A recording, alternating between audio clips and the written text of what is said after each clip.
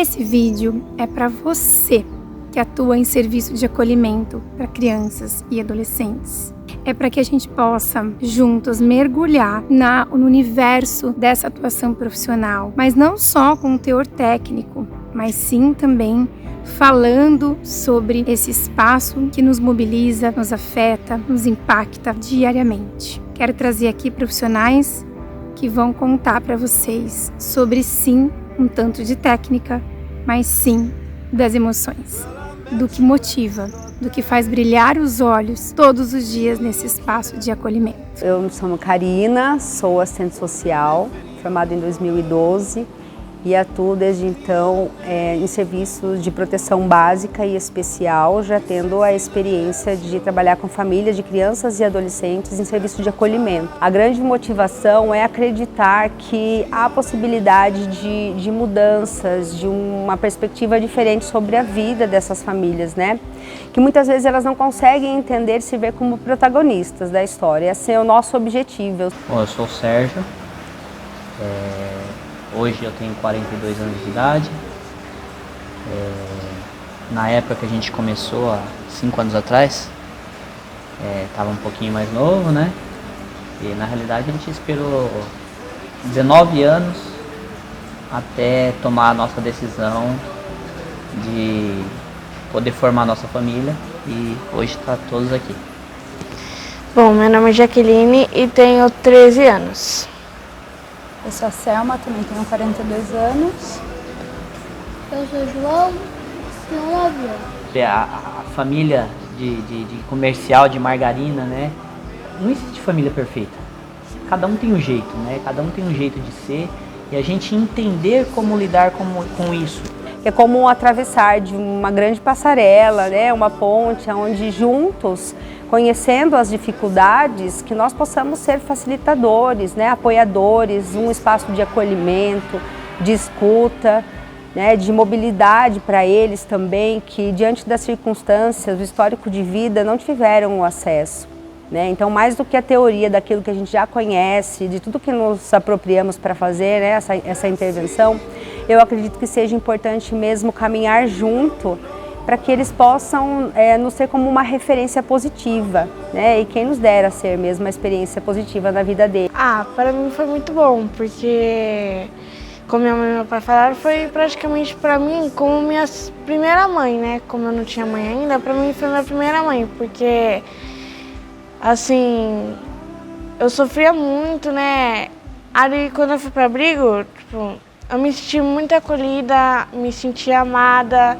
Para mim foi muito bom. Meu nome é Maria de Socorro, tenho 62 anos, 4 filhos, 5 netos, né? Já trabalho com criança aí de 2005 para cá, né? Então eu tenho aí uma vasta experiência, digamos assim, como cuidadora, né? É um trabalho gratificante, é cuidar com amor. É o que eu sei fazer de melhor. Me emociono já. A gente tem uma mãezona, né? A Socorro é uma mãezona. Ai, meu Deus do As céu. crianças lembram dela, não esquecem, na realidade não é que lembram, elas não esquecem, eles não esquecem da Socorro até hoje. Ela... A tia Socorro. É excelente.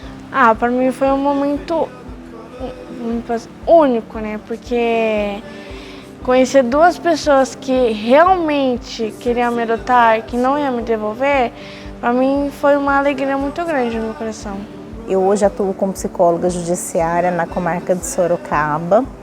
Antes, já faz 10 anos que eu estou aqui, fez 10 anos no final do ano passado, dezembro de 2023. A gente tem uma lei aí desde 1990, que é o Estatuto da Criança e do Adolescente, que é pautada no que a gente chama do princípio dos melhores, fala do melhor interesse, mas eu gosto de falar dos melhores interesses da criança, porque eu acho que a criança não tem um melhor interesse, ela tem vários melhores interesses, né?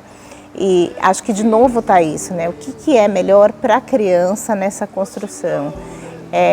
É porque a criança são os adultos de amanhã, então são eles que vão estar aí nas esferas de governo, que vão estar cuidando do país. Então a gente precisa oferecer algo de bom para que eles também possam ter algo de bom aí nesse futuro.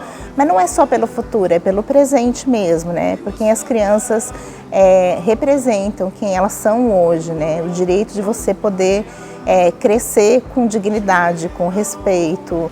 Isso para mim é primordial, né? Meu nome é Maria Cristina, tenho 52 anos, né? Estou na área de cuidadora, né? Há mais de 7 anos. Sou vovó de 5 netinhos, né? Tenho 4 filhos. Esses dias atrás com um ex-acolhido, que hoje tem mais de 18 anos. E eu vi o quê? Eu vi o progresso dele. Eu vi que ele está bem. E isso aqueceu meu coração, porque um trabalho que nós fizemos lá há anos atrás, hoje eu vi o ser humano ali, sabe? Completo, né? Então, aquele ser humano que veio para nós todo machucado, todo quebradinho, né? Ele agora é uma pessoa que está trabalhando. Então, eu sou Gisele, Gisele, mais conhecida como Gisele Belucci, terapeuta ocupacional, há 21 anos, então tem aí um tempinho. Trabalhei 6 anos em serviço de acolhimento, 14 só na área de vulnerabilidade social. Precisava olhar o todo, não era uma parte, não era fragmentado. Mas o que sempre me brilhou os olhos, o que me fazia levantar todos os dias e ir, era pensar de que poderia ser diferente. A gente poderia fazer diferença. E na vida de cada um ali. Eu entendo que serviço de acolhimento não existe eu, né? Existe nós. Né? Eu acho que a gente parte já desse princípio, né? E é um serviço, se a gente for pensar de uma maneira geral, que ninguém consegue sozinho, né? Meu nome é Stephanie, eu sou assistente social e há 6 anos eu atuo, né, em serviços de acolhimento de crianças e adolescentes. Já atuei na modalidade... Primeiramente, o amor, união, o trabalho em equipe acima de tudo. Se você sozinho, você não constrói nada nessa área. E os adolescentes, principalmente, eles vêm com uma carga muito pesada, então, cada momento eles estão nos desafiando. E a gente tem que ter sabedoria e esse suporte que é tão importante para lidar com os desafios do dia a dia. Porque você sai da sua casa e às vezes você vem da sua própria infância com problemas, né? Então, o profissional, eu falo psicólogo, eu falo que todo ser humano deveria ter um psicólogo, porque é maravilhoso você se conhecer primeiro, para depois você poder ajudar o próximo.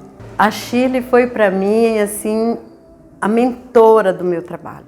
Aprendi muito com ela. A gente tinha ali umas divergências de vez em quando, mas assim, nada que não ficasse resolvido. Mas ela foi fundamental no meu trabalho, é fundamental tudo que eu aprendi com ela. Outra metáfora é como se fosse a receita de um bolo, né? Eu não tenho todos os ingredientes para o bolo, eu só tenho o ovo, mas aí tem alguém que tem a farinha, tem outro que tem o fermento, e a gente vai juntando tudo e vai construindo. E eu acho que para a gente trabalhar com vulnerabilidade, a gente precisa estar em equipe, né? Porque as necessidades são muitas. Quando a gente entra em qualquer serviço, você depois vai em busca da técnica, você precisa. Porque você tem o amor, mas aí precisa da técnica. E que nem andar de bicicleta. A gente leva um tempo até aprender e até que se torna algo tão harmonioso, tão automático. Tá, mas se eu paro de andar de bicicleta, ou se eu começo a andar só no automático dessa bicicleta, eu não consigo ver o que tem em torno desse andar. E a gente precisa, então a técnica, ela é algo que ela tem que ser contínua. A busca precisa ser contínua, porque eu tenho que olhar em redor e ver aonde existe uma falha. É não ir no automático e sempre estar olhando ao seu redor, apreciando aquilo que você já conquistou, mas sempre olhando, e agora? Que é o ir além.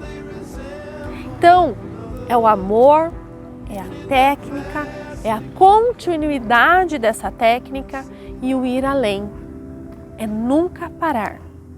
Então, por exemplo, entendo que cada um tem que ter sua função, sua atribuição, né? Só que todo mundo tem sua importância, independente da função. Então, eu, quanto assistente social, por exemplo, não vou ter o olhar do motorista que viu que a criança estava triste indo para a escola, né? E a psicóloga, quanto psicóloga, não vai ter o olhar da cozinheira que viu que aquela criança está comendo não está comendo desde quando a mãe não está vindo visitar. Então, são olhares que um profissional só não consegue ter. Que dentro do serviço de acolhimento a coordenação tem que ser humanizada, né? Eu acho que tem que ser uma liderança com um olhar mais de acolhimento. Eu acho que hoje a gente não está mais em uma era, né, daquela questão mais rigorosa, né, do chefe, do poder. Eu acho que no momento que existe uma coordenação de um serviço de acolhimento, você tira o poder e coloca o respeito, né, e coloca a referência. Eu acho que a equipe que essa coordenação gerencia precisa ter esse olhar para a coordenadora, sentir a questão hierárquica, mas também o respeito, o acolhimento. Porque muitas vezes o caso né, o acolhimento se prolonga por falta de articulação da rede. Eu queria que cada abrigo no mundo tivesse uma tia Shirley e uma tia Socorro.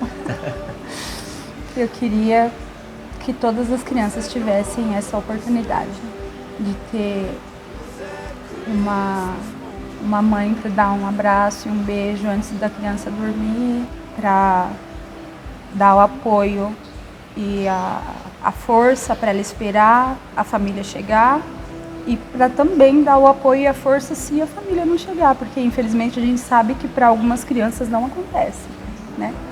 Então que vocês se capacitem, se esforcem, dê o melhor de vocês, porque com certeza vocês fazem toda a diferença na vida dessas crianças.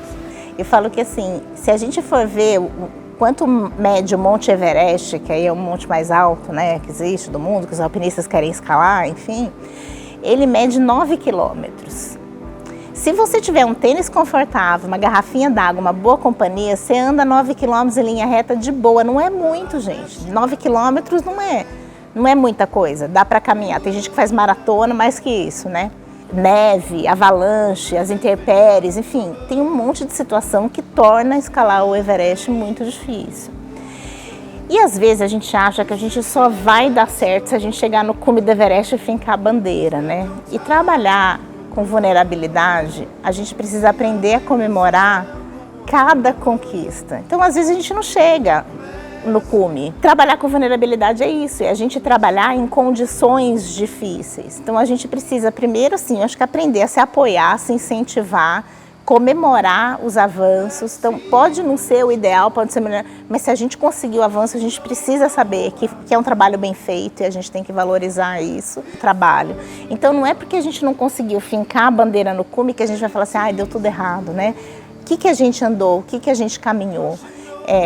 E eu falo assim, que para mim, cada vez que eu vou trabalhar com um caso, com uma situação difícil, eu sempre penso, eu estou escalando o Everest, o que a gente vai conseguir fazer aqui? Né? Qual que é a minha missão aqui? Né?